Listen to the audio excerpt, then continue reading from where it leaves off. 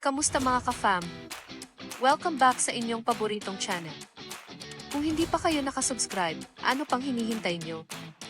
Hit that subscribe button and ring the bell para hindi nyo ma-miss ang latest chika. Mga besh, huminga muna kayo ha. Isang celebrity mom na finally umuwi na ang baby after 44 na days sa NICU. Pero may epal na netizen na hindi pinalampas kahit sanggol. Yes, baby pa lang. May basher na. Eto na ang buong chika tungkol kay Bea Bores at Baby Hope. So ayan na nga, mga besh. Nag-post si Bea Bores ng isang video sa Instagram. Makikita mo siya, yakap-yakap ang baby niya, iyak siya ng iyak. Parang sabay-sabay bumuhos lahat ng emotions.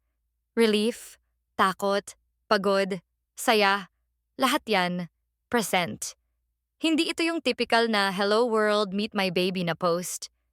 Ito yung klase ng video na grabe ramdam ko to. Dito na papasok ang mabigat na parte ng chika. Ayon kay Bea, ang baby niyang si Hope, na tawag niya ay Pia, ay 44 na days na nakakonfine sa NICU bago tuluyang pinayagang umuwi. Sabi pa niya, kung strong daw siya bilang nanay, mas strong daw ang baby niya. At mga besh, kahit hindi na niya sinabi kung ano ang exact na nangyari, alam mo na agad. Hindi biro ang pinagdaanan nilang mag-ina. Ang kinagustuhan ng netizens? Hindi nagpakitang okay lang lahat si Bea. Hindi siya nag-filter ng emotions. Hindi niya tinago ang luha. Pinakita niya na minsan, kahit celebrity ka, tao ka pa rin.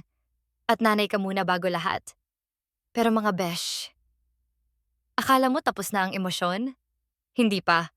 Ilang oras pa lang matapos niyang i-share ang graduation ni Baby Hope sa NICU, may isang netizen na tinawag ang sanggol na tsaka. Ulitin ko, ha?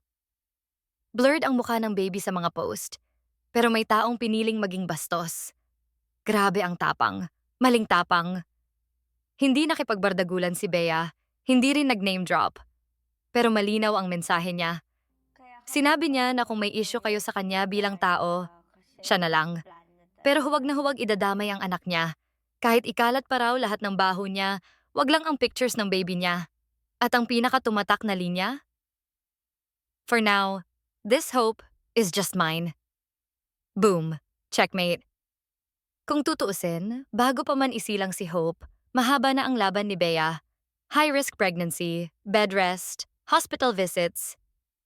At sa buong journey na yon, nandyan ang bestie niyang si Andrea Brillantes. Si Andrea, all-in support talaga. Tipong biro-biro pa nga siya na kaya niyang maging tatay ng baby dahil sobrang protective niya kay Bea. Sa huli, mga besh, ang kwento ni Bea Bores ay kwento ng isang nanay na lumaban at nagprotekta. At para sa mga bashers dyan, tandaan nyo, hindi flex ang pagiging bastos, lalo na kung sanggol ang target. Huwag kalimutan mag-like, subscribe, and hit the bell for more updates. Kita-kits ulit sa next video, mga ka-fam.